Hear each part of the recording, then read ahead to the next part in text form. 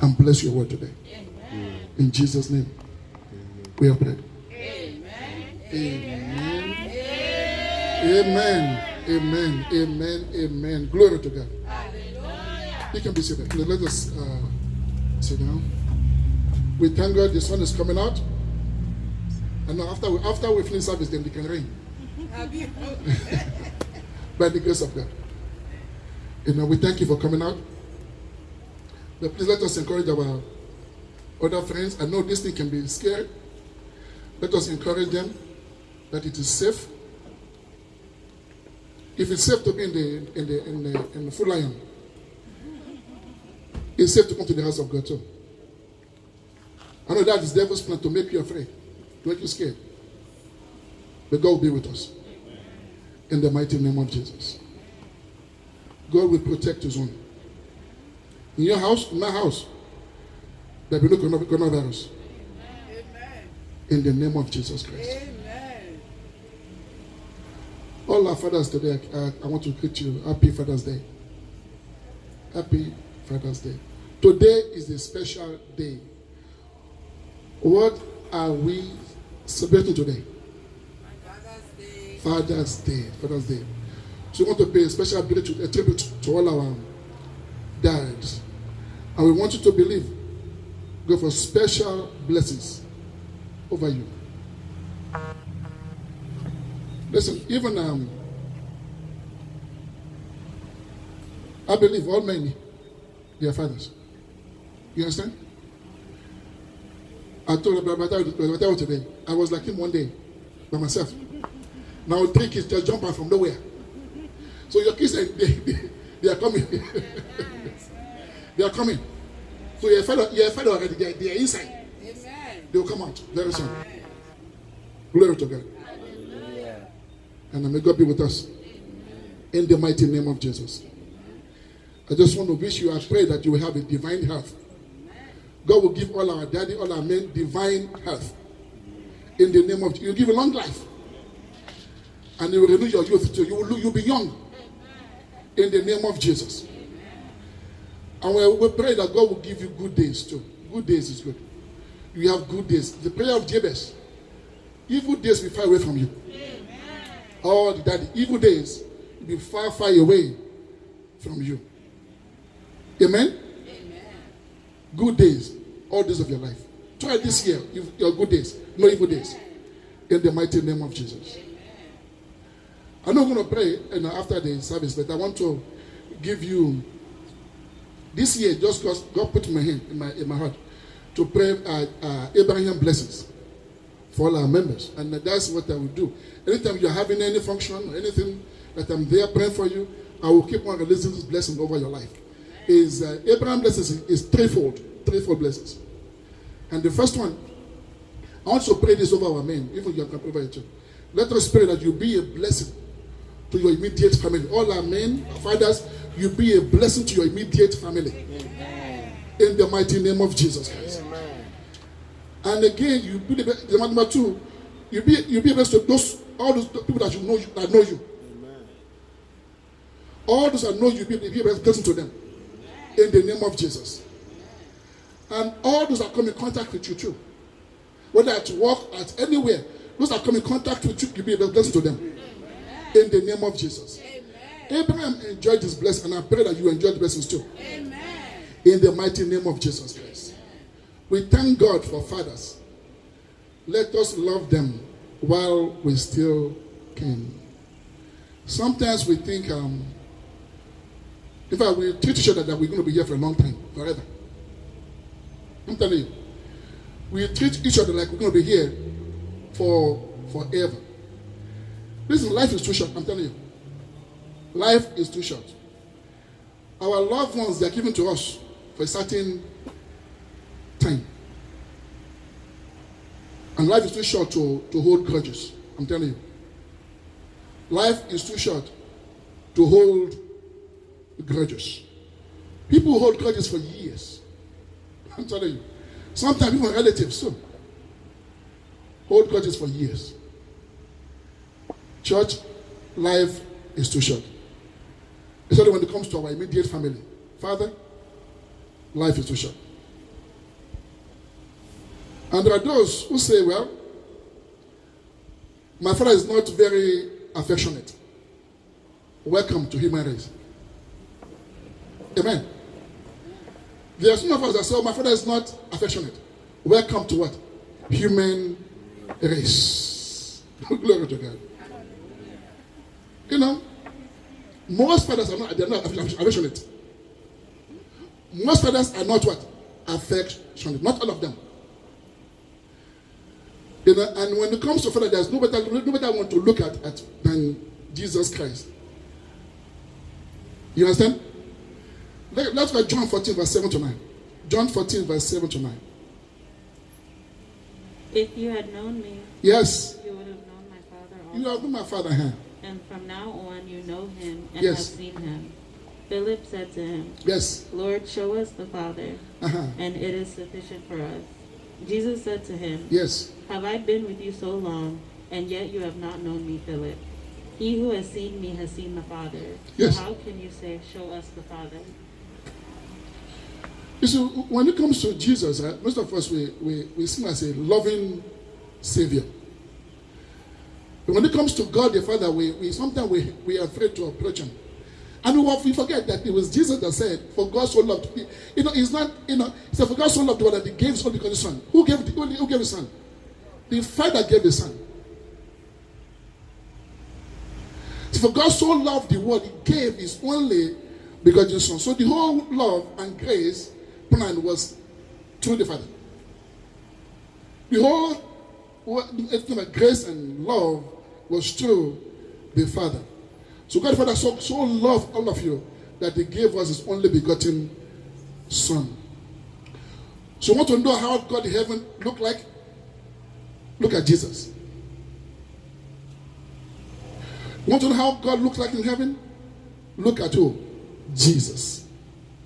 In verse 9, the same chapter, what verse 9? It says, if you have what? Verse 9, 14 verse 9.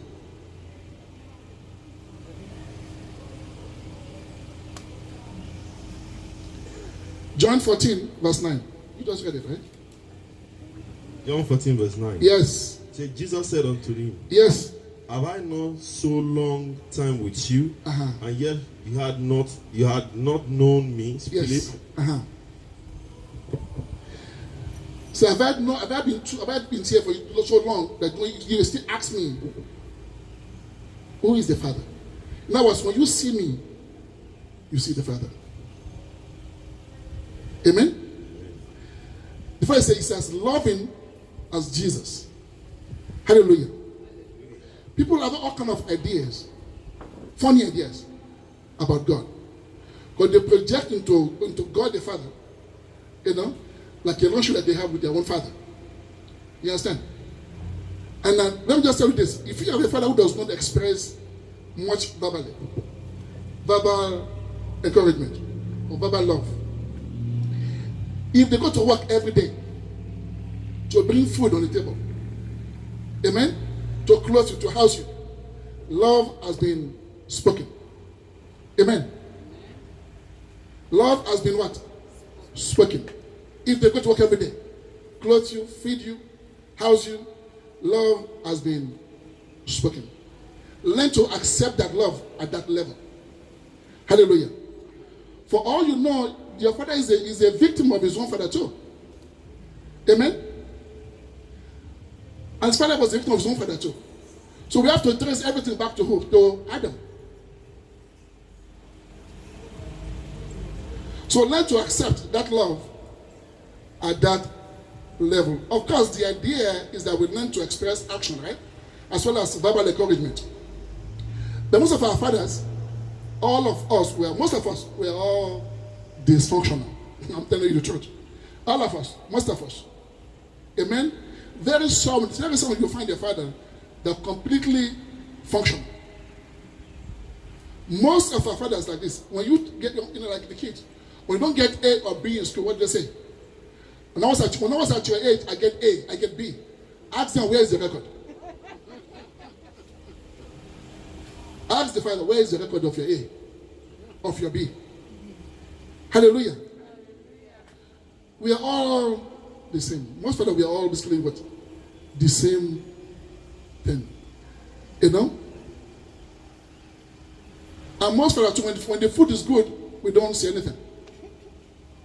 But when it's bad, that's when we complain. Hallelujah. How come the food is sour? When my mother make this. That's a lie. So I want to know we are all basically the same. I'm telling you, most fathers are all the same. Quick to spot wrong and slow to appreciate good. Amen. Quick to spot wrong and slow to appreciate good. But Adam, we are all from Adamic nature. Adam, God gave Adam every tree, all the trees in the garden, all the fruits. Only one that God said don't touch. That's when Adam touched. Amen. So that Adamic nature is in most of us. But Bible says once we receive Jesus, we have what? A new nature. Amen. Now we have what? New nature. We don't have to go by the sin in the flesh no more. Amen. Because we are now born again. Hallelujah. Glory to God. And what does God do? God graced all of us now differently. Our church father, God graced all of us differently. So the Bible says in Ephesians 2 verse 8 to 9. For by grace, are you saved through faith? For not by your performance, by your grace. And that not of yourselves. Yes. It is the gift of God. Yes. Verse 9. Not of works. Yes. Lest any man should boast. Yes. So we are saved by grace, not of works, not performance-oriented relationship with God. God saved you by what? By grace. Amen. So when God wants to accept His righteousness by grace, you don't have to perform to do anything with God. God saved you what? By grace, not by performance. Amen. Now we have a new nature. Now we are no more in Adamic nature. So I said that earlier, just to see where men came from, how men evolved. But now we are now born again now. Hallelujah. In fact, the original sin, right, was Adam. But the word sin does not even, when Adam did that, what he did, Bible don't even use the word sin there. The first time the word sin came out was when Cain and Abel, with his son. And when Cain killed Abel, that's when the first time the word sin was introduced. And every time we hear sin for the first time, there's tremendous thing to learn from there. Hallelujah. So what is sin? People say murder, stealing, adultery, whatever it is. But those are, these are offshoots. Those are the fruits of sin. But the sin, let's go to the original, what means to be, to the word sin. How the first time the Bible used the word sin. Look at Genesis 4 verse 3 to 4. Genesis 4. Verse 3 to 4. Genesis 4 verse 3 to 4. And in the process of time it came to pass Look at this. that Cain brought an offering of the fruit of the ground to the Lord. Abel also brought of the firstborn of his flock and of their fat. Yes. And the Lord respected Abel and his offering. Yes. But he did not respect Cain and his offering. So, No. Verse 4, right? yeah. And Cain was very angry, and Yes. his countenance fell. So the Lord said to Cain, "Why are you angry? And why has your countenance fallen? If you do well, will you not be accepted? And if you do not do well, sin lies at the door, and its 3 desire..." to 4. 3 to 4. You already passed 4, right? Yes. Bible says both of them approach what? God. I want to see. Both of them do what? Approach God. That's very interesting. Because sometimes we forget. They think that sin is someone who is far away from God. Or someone who is departing from God. Or someone who is far away from God. The Bible says both of them, they approach God. Both of them, they come to God. Are you hearing this? In our mind, we think sin is one that is far away from God, right? But both of these boys, they came to God. But one of them came saying, cannot save myself. That's Abel came, said, I cannot save myself. There's nothing I can do to bring to you. Nothing I can perform to make myself righteous. I bring the blood of Jesus and I'm received by you because of what? The blood of your Lamb. Now, what about his brother? What did he bring? His brother came, he came with cabbage, cucumber, apple, oranges. The work of what? Of his hands. He said, God, this is my work. And because of this, you're going to what? Do what? Accept me. Now, in these two guys, you will see that righteousness is not what? It's not something you perform, it's the gift. The right standing with God is what? It's a gift. It's not you perform or you do something, God will like you. Listen to me. God likes you already. God loves you already. Look at verse 5.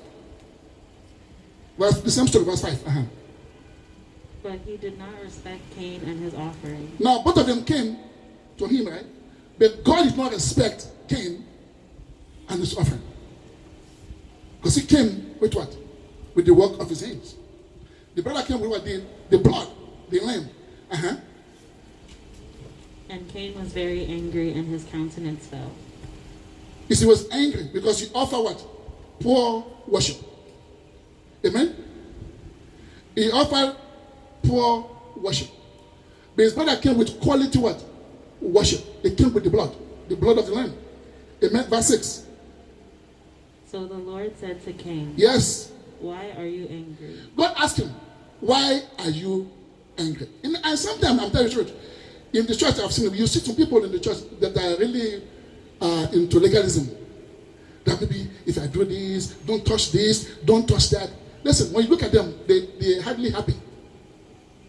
Even when you crack a joke, they don't smile. I'm telling you. They don't smile. We believe that we are too blessed to be stressed, right? Yes, sir. For them, they are too stressed to be blessed. They are too stressed what? To be blessed. When you see them in the church, they hardly laugh. They believe, they think they have to do things to God to be happy. God is mad at them. They believe that. Amen? They are trying to earn God's blessing. And many Christians, they do that. They think God loves them when they do good. When they do bad, God gives them cold shoulder. Let me tell you, even on your worst day, God still loves you. Amen? On your worst day, even God still loves you that day. Because it's not what you perform no more. It's a gift. Amen? Gift means it's free, right? So God is God's gift to you to do what? To accept. It's righteousness. Hallelujah.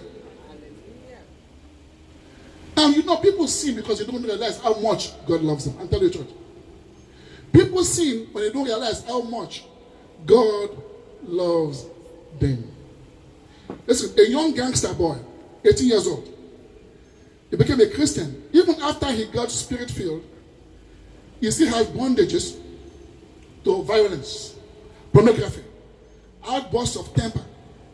He says, when the desire comes, he just finds it too strong for him.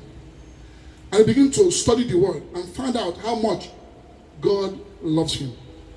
He said, the more I open my heart to God's love, the more things fall off like a dry yellow leaves on the tree. Amen. He said, one day I got a revelation. He says, the Holy Spirit showed me something. He said, every time before I have a strong tension in my life, it's created by the season of feeling unloved. So every time you feel unloved, that's when the tension becomes so strong to act violent, to do something stupid. But every time you feel loved by God, then everything just go well with him. You know? And I'm telling you, it's the same thing with all of us. People commit sin because they don't know how much God loves them. They think God is angry with them. Many Christians today, they don't even go to prayer. Anytime they do something, oh, maybe God is not angry. Oh, I do something bad. They don't want to go and pray. That's the time to go to God and tell God, Adam has come again. That time, you call yourself Adam. Amen? Even on your worst day, God still what? Love you. Look at verse 7.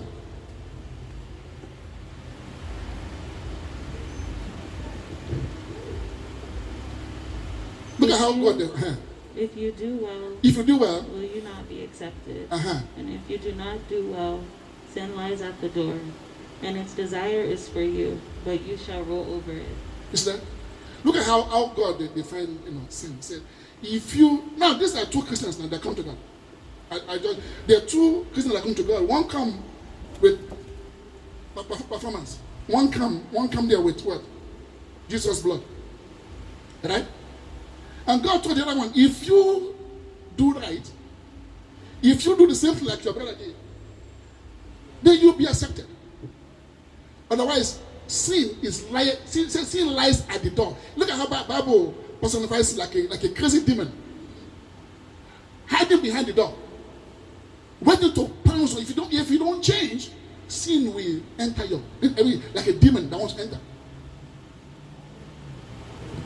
And it seems anytime you don't feel love, right, you open door for demons.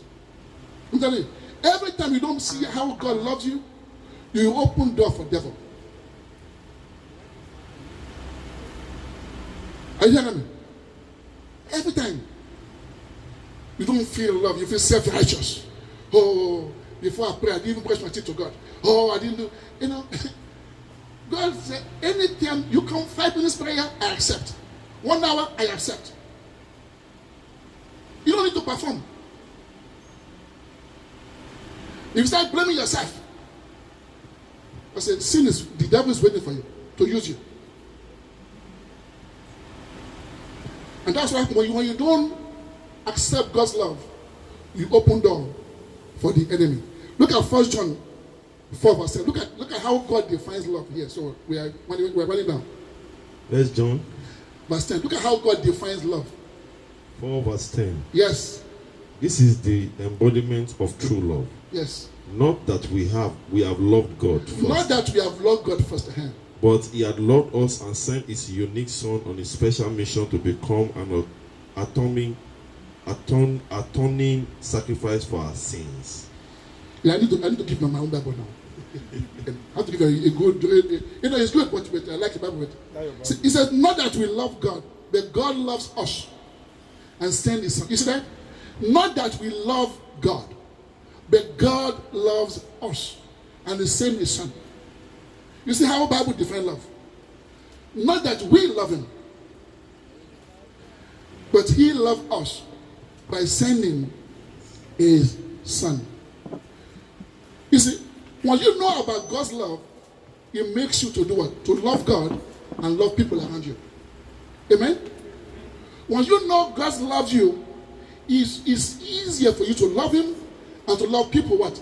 Around you. Hallelujah.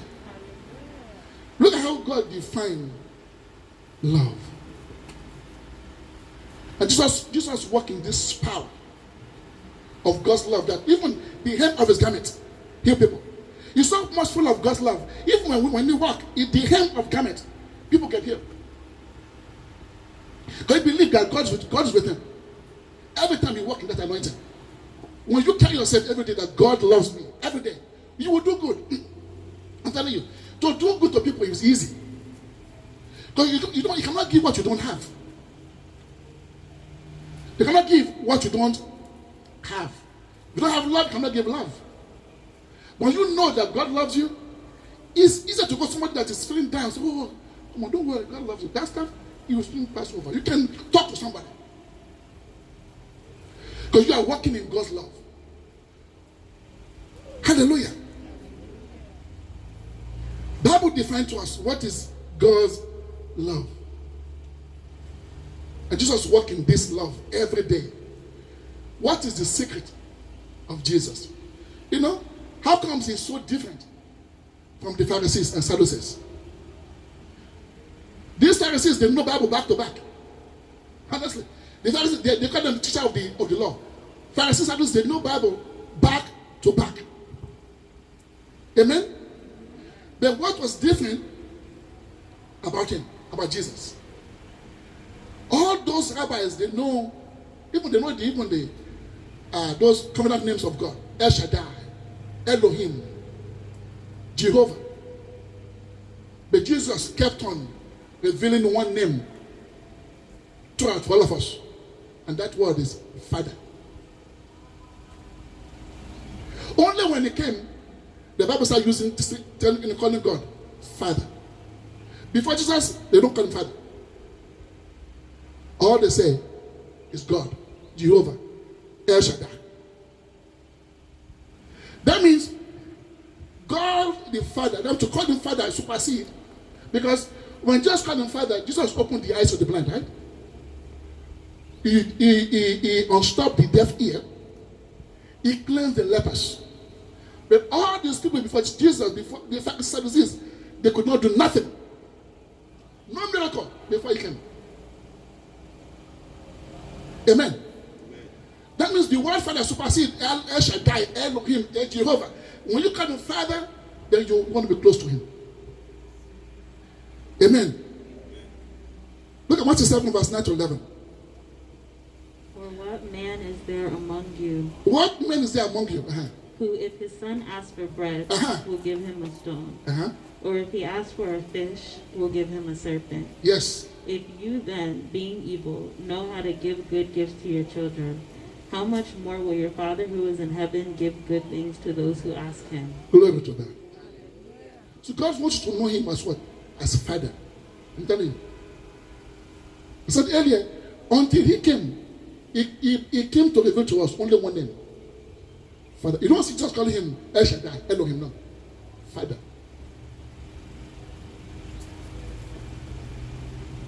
And all these Pharisees, they know all those covenant names. El Shaddai, Elohim, El Elyon. But never did nothing. No miracle happened. Until Jesus came, start calling God Father. And look at what he said. He said, if anyone among you that you have a child, he asks you for a bread and give that child a snake. No. Is it, my children, there's nothing I will not give them if I have it. I'm telling you. There's nothing I will not give them if I have it. Even these days, my wife said they're eating too much fast food. For us, it's African food, nothing else. For us, it's African food. And I know all fathers will do the same thing. You will give your children anything when you have it. Amen? And the devil's plan, his device, is to help all of us to make us think that God is angry with us.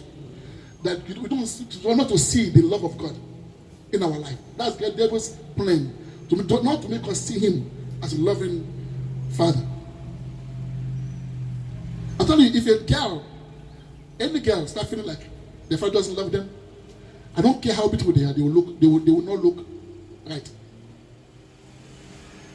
If any girl feel that way, my father doesn't love me, I don't care, even they're beautiful, they will still feel that they are not beautiful.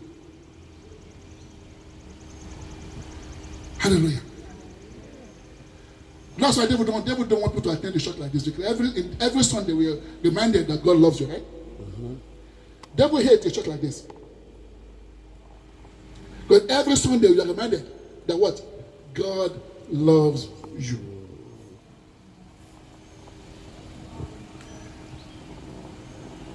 Look at Matthew 3 verse 16. We are running down now. 16 or 17. Matthew 3, 16 to 17. Look at this.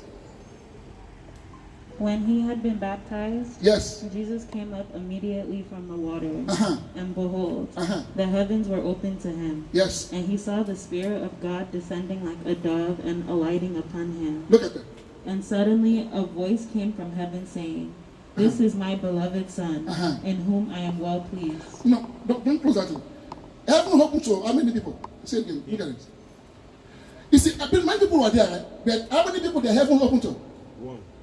Who? Heaven opened to him. Heaven opened to him. You see, I'm telling you, When God prays in public. He told everybody, this is my beloved son. Everybody, they heard him. And this in him and what? Pleased. God prays in public. And the rebukes were in secret. See that? And sometimes we do the same. We do the opposite. God prays in public and the rebukes in what? Secret.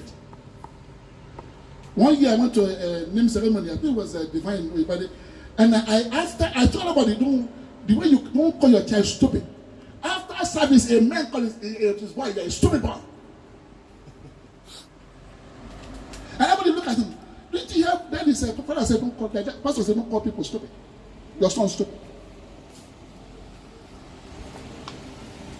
People are looking at that man. Say, you just heard, don't call your son stupid. Hallelujah. Because this is my beloved son. In him what? I am well pleased. Now, when I call you beloved, right? Let me ask you. When I call you beloved, does that mean you are the one that are loving, or you are the one being loved? When I say you are beloved, does that mean you are the one loving, or you are the one being loved? Thank you. Because God called his son, this is my beloved son. In him what? I am well pleased. Hallelujah. And that go back to the definition of love. Not that we love. But he what? But God loves us. Not that we love God, but God loves us. You should write this one down. So your love for God, it fluctuates every day. When you wake up, maybe something good happened. Oh, God is good. My God is a good God. Yes, he is. But when maybe something that doesn't bad happen. So your love for God changes. But God's love for you never changes. It's the same. Every day. That's why don't look at yourself. Don't focus on your love for God. Focus on God's love for you every day. Don't look at your love for God. Look at God's love for you. Every day, it's kind of, oh, God loves me. You go out there and win every battle. Amen. Glory to God. Now look at what happened to Jesus when he heard this. When he heard that God loves him, look at what happened to Jesus. Matthew 4, verse 1 to 3. Matthew 4, 1 to 3. Then Jesus was led up by the Spirit. Now, when you hear the word then means what? Continuation of what happened. So after God declared, God beloved son, look at what happened then. Then Jesus was led up by the Spirit into the wilderness to be tempted by the devil. Yes. And when he had fasted 40 days and 40 nights, afterward he was hungry. Yes. Now when the tempter came to him, yes, he said, if you are the Son of God, command that these stones become bread. Yes. Now look at this. Now this is the key to your temptation. And you can use it to even help people too out there. You know, the devil came to him and he said, if you are the Son of God, what did God just say? What did God just say? You're my what? Beloved son. Because this is how the devil tempts us. It's the same way every day. When you don't see yourself, when you see yourself down, depressed, it's because you don't believe, maybe you don't remember that God loves you. This is how to help yourself and to help other people when they're feeling depressed, feeling down. God just said, this is my beloved son. And devil did what? Just came and said what? If you are the what? The Son of God. So the word beloved what? Is missing. Right? The word beloved what? Is missing. And that's how every day you see him coming to us. Because if you would think he would say, oh, Jesus, if you are the beloved Son of God, no, you knowingly on purpose take away the beloved. Because when you know you are beloved, trust me, you will not get into any temptation. But you know God loves you, you will not be tempted. You know, it's did on purpose to remove the word beloved from that word. So when you don't feel love, then you can be what? Tempted to do things, to fight, or to get into some argument. When you feel God's love, say, no, I've passed that level. I don't have time for this. Amen? And that's the devil's weapon, to make you feel unloved, depressed, down. Where is God in my life? Where is God now? I've tried this, then that, pray, nothing happened. You start condemning yourself. Jesus has no welfare account. No welfare go, no account. But every day the men get money. People bless him every day. Why? Because when you walk in God's love, you attract favor. You attract blessings. People, you see, when you walk in God's love, people just want to bless you. Every time you condemn yourself, you're inviting demons too. I'm telling you, when you condemn, you invite demons. Devil love when you are down and depressed. He love it. Start thinking some evil thoughts too. Like even in the Bible, Moses, Elijah, they asked God to kill them. So God, let me die. That's why every day we have to remind ourselves of God's love. God loves me. God, and that's how David believed. David defeated what? Goliath. David's name means what? Beloved. David means beloved. This guy is so young to fight Goliath. I'm telling you. David killed Goliath. It's not by his experience or by his intelligence. It's because beloved appeared there. Amen. It's because he appeared. Even his own family. When they asked them to bring, they asked David's daddy, bring all your children. Want to appoint one of them as a king. He wasn't there. He wasn't there. So just to let you know, even his father was not even look at him as somebody. Until a prophet said, no, we will not appoint any king until we see David. Amen. Glory to God. When David appeared, Goliath is what? Fell down. Today, the same thing with you. Devil has no weapon, has no defense when you know you are loved. Devil has no defense for someone who is loved. So you move away from you when you know that what? You are loved. Now, guess who is beloved today? Church, guess who is beloved today? Is you. All of you.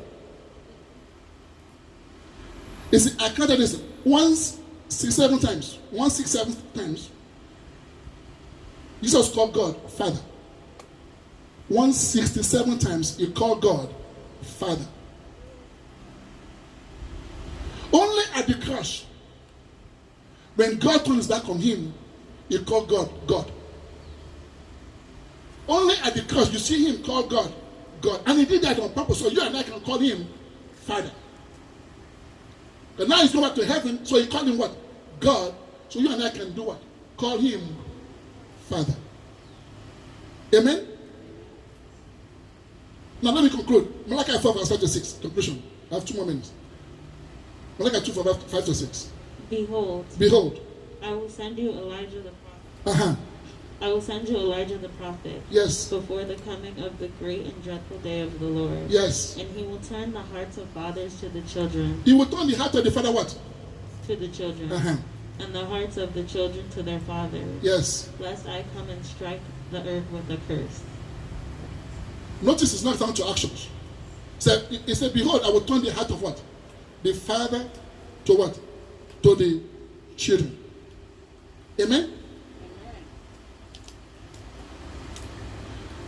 Some people don't want to treat their children good when people are around. No. It's not. Some people don't treat their kids good when they see people around them. No, it doesn't work that way. Amen. When the heart of the father is turned to God, then the heart of the children will do what? Turn to the father. Hallelujah. So I said, when the heart of the father is turned to God, the children's heart will turn to the father. That was seen here. Look at verse 6. See this? He said, I will do it. I will send curse. And he will turn the hearts of the fathers to the children, and the hearts of the children to their fathers. Yes. Lest I come and strike the earth with a curse. Now, did God send the curse to the earth? Did God send the curse to the earth? To the earth? Look at what God did. Luke 1:17. When we close. Look at what God did. Did God send curse? No. Look at what God did in Luke 1:17. He will also go before him in the spirit and power of Elijah, to turn the hearts of the fathers to the children. To turn the heart of the father to what? The children. To the children, And the disobedient to the wisdom of the just. Yes. To make ready a people prepared for the Lord. Who is that he referring to? In Luke 1, that's Jesus. Instead of sending the curse to the earth, God sent his son Jesus to the what? To become what? A curse for us. Hallelujah. Let me tell you this. There are two friends, right? There are two friends. One of them was very rich. In fact, he was going one day and he saw his friend. This is now a CEO. True story. A CEO of a major company. And he saw his friend in college begging for money. Poor guy. And this guy, remember, this guy was one of his best friends in high school, in college. And this man got a big check for his poor friend. And the guy looked at the check. What is this? $50,000. And he told his rich friend, look at me. Look at how I dress. Look at how I look. So I want to go to the bank with this. So do you think they will give me money with this kind of with the way I look? And his friend told him, look at what he says. So when you go in there, it is not how you look.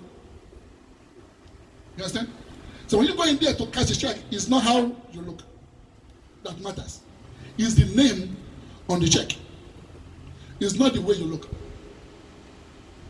So when you go to the bank, it's not the way you look. It's the name on the check. That what?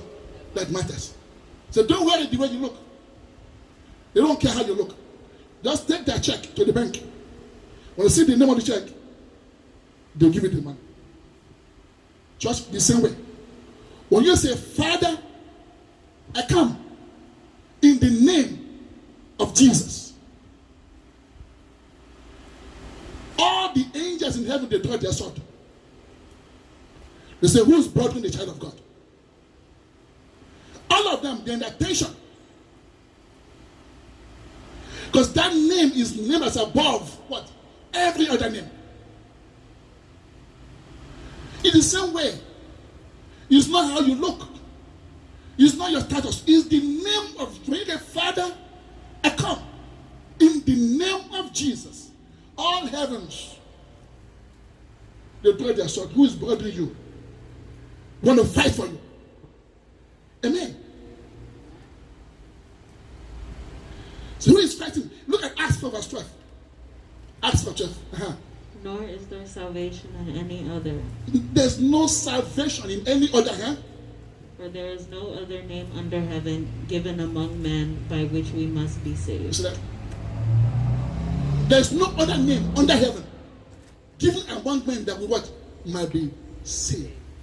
So don't call that name like a magic. When you call the Jesus name, listen, my goodness, you are calling a mouthful of blessing.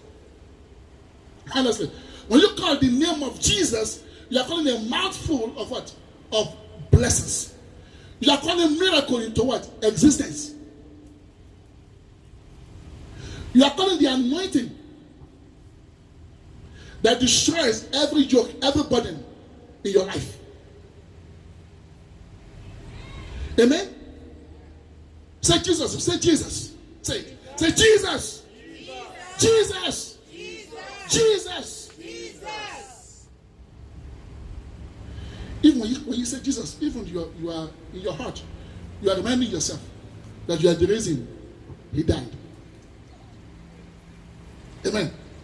That you are the reason he died. So this morning, today, right? Never. And I'm doing this to encourage you. Look at Jesus. Like I said, he has no bank account. He has no investment. But never sit and say, I'm poor, I'm broke. No. When you feel that God loves you every day, you attract promotion, attract blessings. People want to come around. You know, every time you see something sweet, you look at everything that goes. The bees, when you see bees, they are something was sweet. Even ants, everything. When you say every day that I'm God's beloved, before you leave your house, I don't care what happened. Before the end of that day, something good will happen to you. Many times I've tried in my life.